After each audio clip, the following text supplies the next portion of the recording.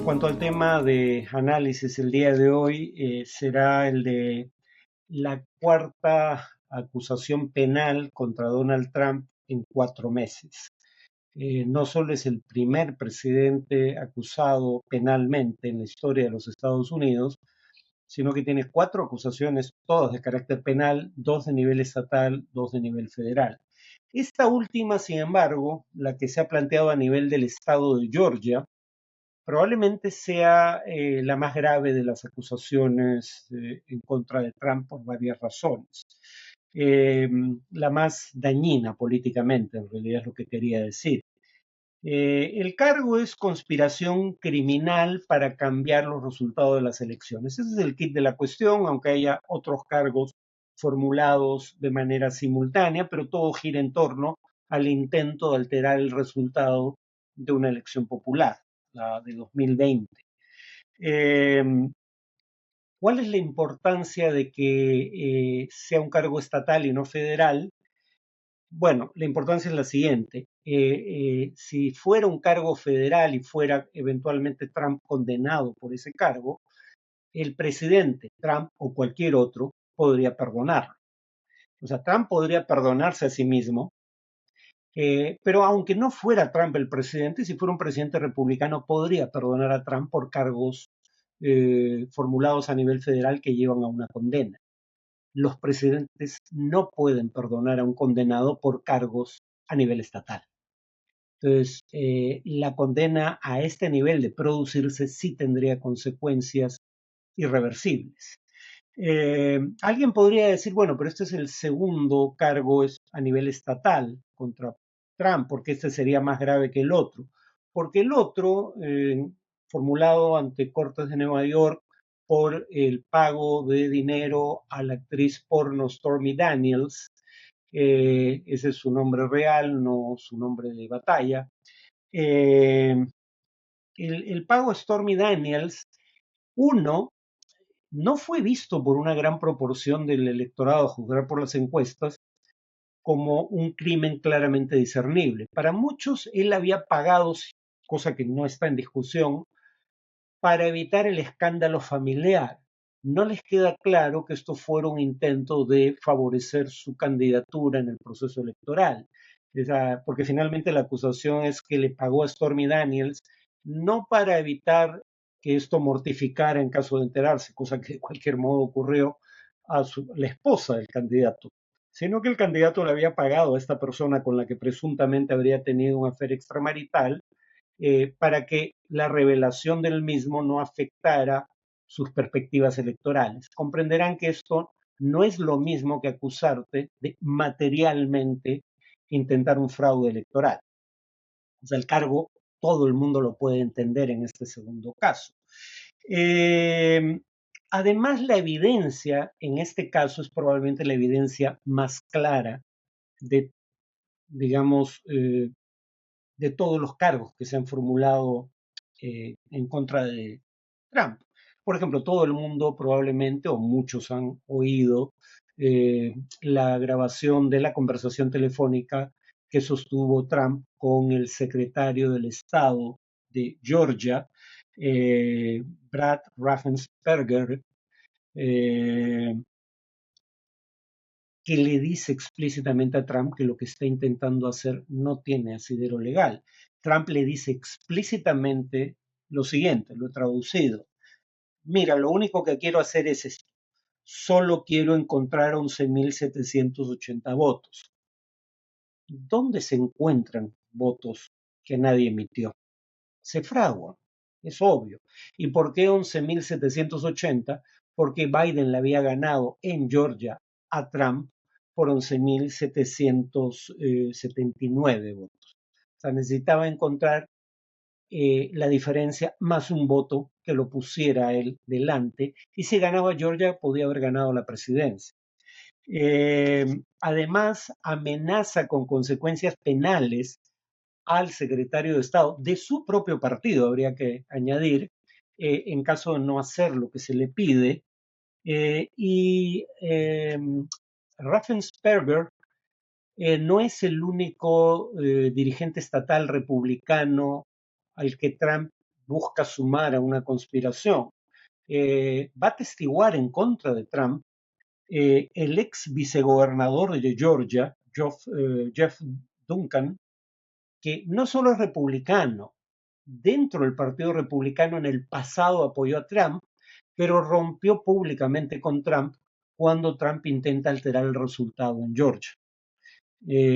Además, hay 8, digamos, personas que iban a ser delegados de Georgia en el colegio electoral, que es en última instancia el que elige al presidente, que admiten haber fraguado documentos falseando los resultados del Estado. Y esos 8 eh, representantes ante el colegio electoral han llegado a acuerdos con la fiscalía. Entonces, muy probablemente testiguen contra Trump. Nuevamente, gente cercana a los republicanos o militantes republicanos, no opositores demócratas. Eh, Además, y esto es también importante, la ley, la llamada por sus siglas en inglés RICO Act, es una ley contra crimen organizado y organizaciones corruptas que se está invocando en este caso y que de ser encontrado al amparo de esa ley culpable Trump implicaría una sentencia, digamos, obligatoria de no menos de 5 años y no más de 20 años de prisión. En el caso de Stormy Daniels, si llega a ser encontrado culpable Trump, el juez tiene discreción en torno a cuál es la sentencia que corresponde y podría decidir que no corresponde una sentencia de prisión. En el caso de Georgia, si Trump es encontrado culpable, el juez no tiene margen alguno de discrecionalidad en la sentencia. Tiene que aplicar la sentencia dentro del rango establecido. Tiene que ir preso el que sea encontrado culpable bajo esa ley al menos 5 años, ¿no? Otra cosa casi importante, este juicio, y además es el único juicio que con certeza sabemos que será televisado. ¿Por qué eso es importante? Ustedes dirán, bueno, pero Trump no es tan bueno ante cámaras, eso hasta podría favorecerlo. Yo me atrevería a asegurar que no, que lo va a perjudicar, porque no es la primera vez que Trump va a comparecer ante un tribunal.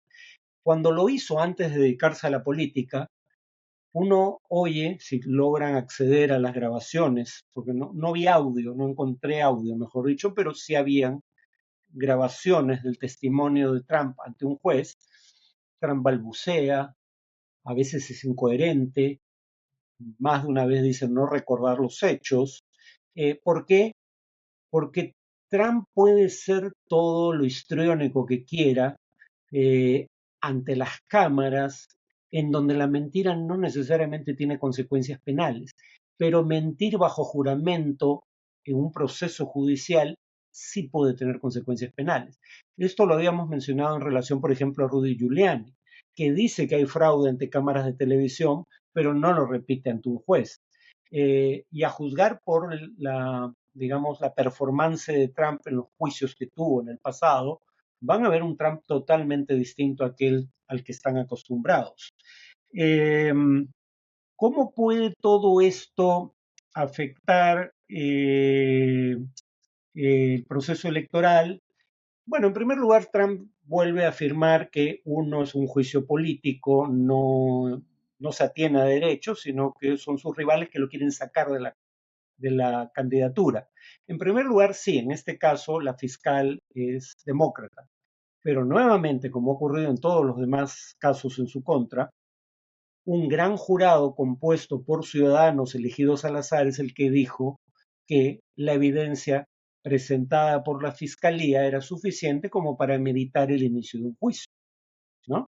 Entonces, no es la fiscal, por muy demócrata que sea, la que determina si el caso va a juicio. Fue un grupo de ciudadanos, repito, elegidos al azar, con el consentimiento de la defensa de Trump, dicho sea de paso. En segundo lugar, ninguno de los cargos presentados contra Trump lo puede inhabilitar políticamente, incluso si fuera condenado, porque en Estados Unidos se puede ser candidato a la presidencia desde prisión. Ya hay un antecedente con un candidato socialista en la década del 20 del siglo pasado. El único cargo que podía inhabilitarlo políticamente era el de insurrección, pero ese cargo no se ha formulado. Entonces, nada de lo que está ocurriendo va a impedir que Trump sea candidato y de ganar las elecciones asuma la presidencia. En ese sentido, no es cierto que esto sea algo que pretende sacarlo de la contienda. Eh, ahora, eh, en el caso de las primarias republicanas ya es difícil concebir un escenario en el que Trump pierda, ¿no? Su ventaja respecto a DeSantis es en algunas encuestas de hasta 50 puntos. Y no hablemos del resto de competidores que vienen aún más rezagados. La paradoja, sin embargo, es que a DeSantis le va mejor en las encuestas en una eventual contienda contra Biden como representante republicano. Pero a Trump no le va mal en las encuestas en una eventual contienda contra Biden. Eh, pero antes de pasar a las elecciones generales, la pregunta es, ¿qué tanto puede afectar esto las primarias republicanas? Yo diría no mucho ya a estas alturas, y si las afecta probablemente siga siendo en favor de Trump. Como ya he indicado más de una vez, alrededor de un 80% de quienes se autodefinen como republicanos creen que los cargos contra Trump son parte de una confabulación política. Por eso es que otros precandidatos republicanos tienden a apoyar a Trump cuando se formulan este tipo de cargos, porque no quieren antagonizar 80% de los votantes de las primarias aproximadamente. Eh, Además, Trump no deja oxígeno para otros candidatos porque obtiene, en parte por los juicios en su contra, toda la atención de los medios. De hecho, Trump obtiene más atención de los medios que todos los demás candidatos juntos, y por un margen significativo de diferencia. Alguien podría decir, bueno, pero es una atención negativa. Bueno, el punto es que, uno, toda la cobertura se centra en torno a un candidato en una de las primarias, no la demócrata, y todos los candidatos en mayor o menor medida se sienten obligados a salir en defensa de Trump. ¿Cómo luego van a hacer una campaña en su contra si lo defienden en esto que es tan importante para su carrera política? Y además no toda la cobertura mediática es negativa, porque parte de ella se centra en el hecho de que los republicanos lo siguen apoyando y siguen creyendo mayoritariamente que los cargos contra él no son lícitos. La recaudación de fondos de campaña crece tras cada acusación. Claro que buena parte de esos fondos se destinan a su defensa legal, no propiamente a hacer campaña, pero como ya decíamos, cada uno de estos cargos viene acompañado de una atención mediática que no tiene ni siquiera el propio presidente Biden. No hablemos ya de otros precandidatos en las primarias del Partido Republicano, y su intención de voto crece. Ha crecido tanto que probablemente esta acusación ya no haga tanta diferencia, pero si acaso su intención de voto en las primarias crece. Donde lo pueden perjudicar todos estos casos, dependiendo de cómo evolucionen los juicios, es en las elecciones generales. Pero aún ahí no hay evidencia por ahora de que lo perjudique en una proporción dramática. Porque después de haberse conocido el tercero o la tercera de las cuatro acusaciones penales contra Trump, Trump todavía estaba en empate técnico con Biden si las elecciones fueran mañana en las encuestas. Ahora, el punto es el siguiente, sin embargo, y con esto concluyo. Uno, tal vez los cargos contra Trump no hagan tanta diferencia como uno podría haber esperado por la polarización política. Y nada genera más polarización política en Estados Unidos que la propia figura de Trump.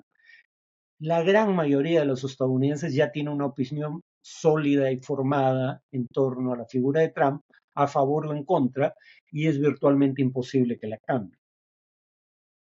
Sin embargo, los independientes, que son una minoría del electorado, pero que son una minoría que sí podría cambiar su voto en función a cómo evolucionen los procesos en contra de Trump, podrían cambiar, aunque sea un cambio pequeño, podría ser significativo en tanto, como dije, hay empate técnico entre Trump y Biden, según las encuestas. Entonces, no se necesita un cambio muy grande en las tendencias electorales para que Trump sea derrotado. Ahí es donde creo que todo esto puede hacer diferencia. Y claro, para un independiente, los alegatos republicanos de que todo esto es una campaña política orquestada contra Trump, van a tener poco peso cuando sopesen en su evaluación de la situación distintos factores. Por ejemplo, son 4 fiscales, 2 de nivel federal y 2 de nivel estatal, de distinta orientación política, los que formulan los cargos en su contra. Han sido grupos de ciudadanos elegidos al azar, bueno, no al azar, porque también se formulan preguntas para determinar, pero digamos, elegidos para determinar si pueden o no ser miembros de un gran jurado, pero digamos, son personas fundamentalmente independientes, ciudadanos comunes, los que decidieron que las acusaciones fiscales, por muy interesadas que pudieran ser, ameritaban ir a juicio. Y además, quienes están criticando a Trump por el alegato de que hubo un fraude en su contra, y más bien lo acusan de haber intentado perpetrar un fraude, son republicanos, muchos de ellos. Nada menos que el vicepresidente de su gobierno, Mike Pence, su propio ministro de Justicia, William Barr, los políticos republicanos de Georgia, los que ya mencioné. Entonces, repito, sí creo posible que esto sea suficiente como para que produzca la eventual derrota de Trump en elecciones generales. Es muy temprano para afirmar algo así de manera categórica. Lo planteo únicamente como posibilidad.